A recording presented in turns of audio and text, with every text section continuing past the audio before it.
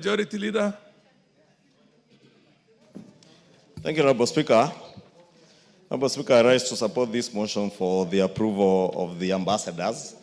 Honorable Speaker, as the chair of the committee said, Honorable Bashir, these ambassador nominees are seasoned civil servants, some of whom have served in very senior positions. Engineer Tum has been a PS for very many years in the Ministry of Health. Then he moved to the Ministry of Sports. I think he was last in the Ministry of Sports. And he's done exceptionally well as a PS. And this would also be a very good way of serving the country in another capacity other than that of an accounting officer in a ministry. And he has what it takes to serve our country. His experience in the Ministry of Health, his experience in the Ministry of Sports and Arts has positioned him very well. And it's good that he's going to a country that is not very far from the capital, going to Kinshasa with all the challenges that are there in the DRC, Honorable Speaker.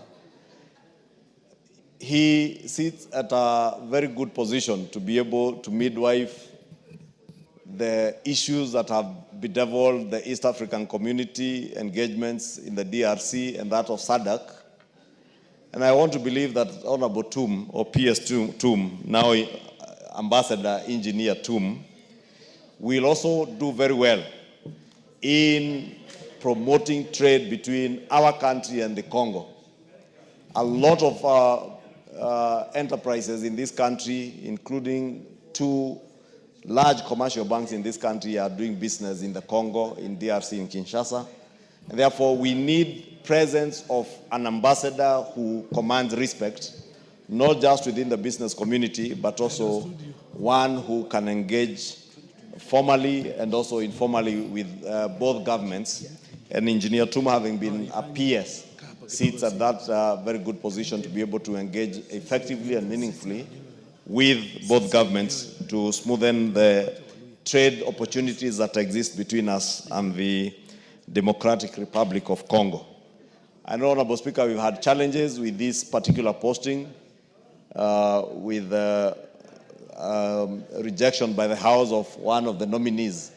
I can't remember his name, a gentleman who had been nominated in DRC, but that was it was not Kinshasa, Honorable Speaker. So there was a mission, I can't remember. What is the other mission, Vice Chair? I can't remember. But it tells you that there has been a gap. And with the movement of the last ambassador to Kinshasa, it is not good to leave this post without a substantive ambassador representing our country, considering the challenges that I've said with the war in the Congo, the trade opportunities that we are missing, the many huge investments by Kenyan business people that they have made in the DRC, Honorable Speaker. It's important that we have a substantive ambassador here. Honorable Speaker, Susan Nakhumicha also, as has been said, her stint at the Ministry of Health put her as a person who was very articulate, a go-getter, someone who was able to effectively communicate what the ministry was doing. And at some point, Honorable Speaker, we missed Honorable CS Nakumicha in her articulation especially, and push for the social health authorities, the social health insurance fund. I am happy now, Honorable Speaker, that she has, that work has been taken over by my predecessor, Honorable Aden Duale, and I am very confident that Honorable Duale, as I said here the other week, will do well to actualize universal health coverage in this country. This morning, the PSs have been sworn in, and PS Dr. Oluga, who is going to serve as a PS of medical services, is also a seasoned professional in the medical field, and I want to believe he also do very well together with Honorable Duale.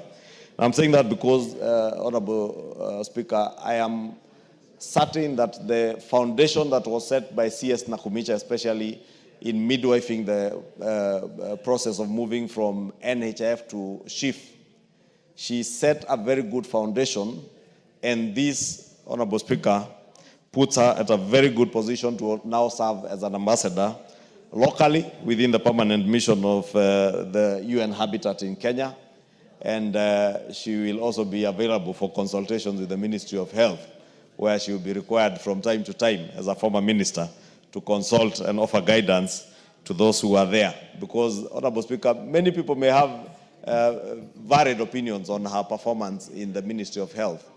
But by and large, she did exceptionally well, especially considering that she was midwifing a transition from what was a very difficult national health insurance fund, riddled with corruption, and you know the corruption cartels in Afia House, as was then christened Mafia House, were definitely expected to fight back, and you have seen the pushback that has been there with the Social Health Insurance Fund, because corruption fights back, and we've always said corruption fights back.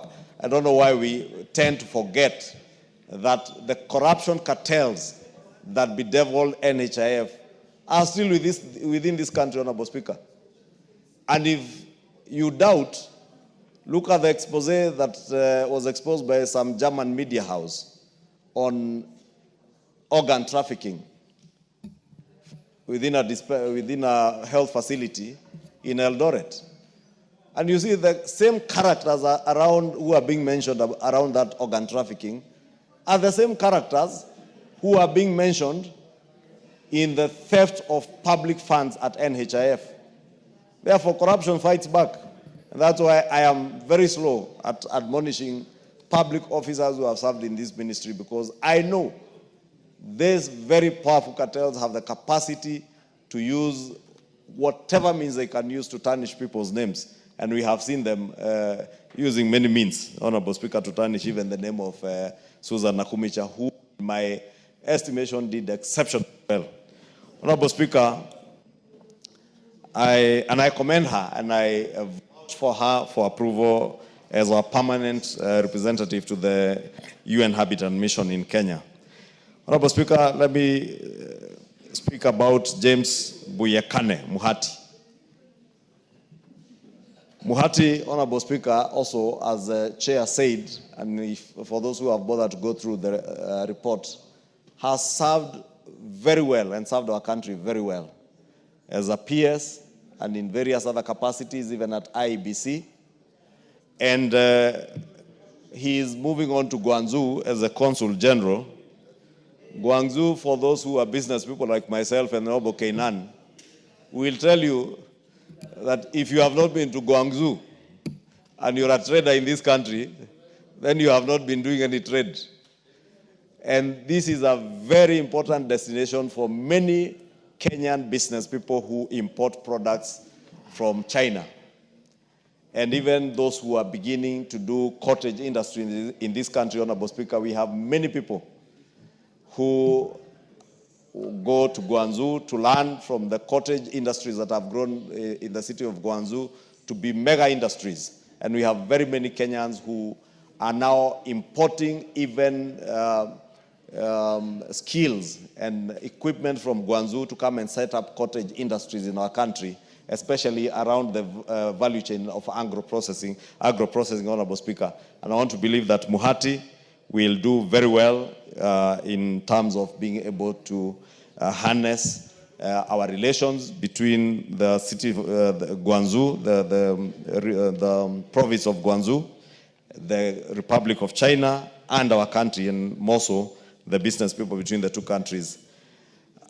Abdi Dubat, again, has served as a principal secretary in the government of Kenya, and being a seasoned accountant, he is an accountant. I know that for a fact because we are in the same profession, and I know the trade issues that, again, are there between us and the EAC community, issues to do with disproportionate tariffs amongst our countries, and the push and pull, Honorable Speaker, because you can see now we're in an era of protectionist policies, and everybody wants to protect their own.